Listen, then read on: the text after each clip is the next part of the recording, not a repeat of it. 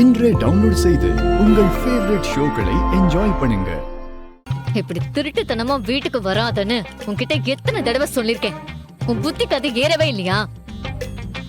யாராவது பார்த்திருந்தாங்கன்னா என்ன ஆயிருக்கும்?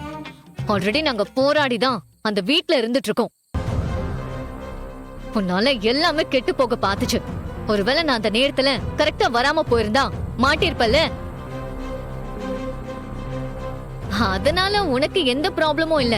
எல்லா ப்ராப்ளமும் எங்களுக்கு தான். நாங்க எதுக்காக அந்த வீட்டுக்கு போகணுமோ அந்த வேலை முடியாமலே அங்கிருந்து வெளியே வந்திருப்போம். கொஞ்சம் கூட சீரியஸ்னஸ் புரிஞ்சுக்காம நடந்துக்கிற இல்ல நான் தெரியாம தான் கேக்குறேன். நீ ஒரு போலீஸ் தானே, உனக்கும் இதெல்லாம் தெரியும் தானே? நீ இப்படி செஞ்சது உன் அப்பாவுக்கு தெரிஞ்சா என்ன ஆகும்னு தெரியும்ல. அவதான் புரிஞ்சுக்காம வீட்டுக்குள்ள வந்தானா நீங்களும் பூஜையில உட்கார வச்சிருவீங்களா? உங்களுக்கு கூட மாட்டினா என்ன ஆகும்னு தெரியாது. நான் ஒன்னும் வேணும்னே அவளை பூஜையில உட்கார வைக்கல. எல்லாரும் உன்னை எங்க எங்கன்னு கேட்டுட்டு இருந்தாங்க. உனக்கு போன் பண்ணா நீயும் வர லேட் ஆகும்னு சொல்லிட்ட. நானும் எவ்வளவு நேரம் தான் சமாளிக்கிறது? அதான் நீ ஆல்ரெடி வந்துட்டேன்னு நான் ஒரு பொய்ய சொல்லிட்டேன். அப்படி இருந்தும் அந்த கபிலனோட அம்மாவுக்கு நீ வந்துட்டேங்கிற டவுட் தீரல. என்ன பண்றதுன்னு தெரியாத டைம்ல தான் ரேஷ்மா வந்தா.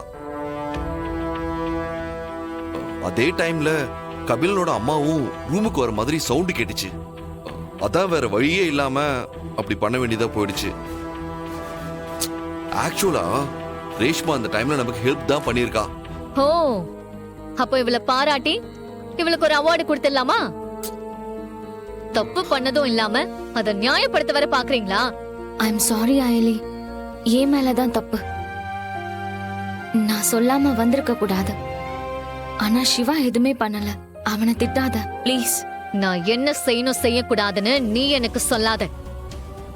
நான் உனக்கு ஒரு சீஃப். நான் சொல்றது கேட்கறதா உன் வேலை. நான் சொல்றத கேட்கறதா இருந்தா எங்க டீம்ல இரு. இல்லனா தயவு செஞ்சு கிளம்பி போயிடு. எங்க வேலையை கெடுக்காத.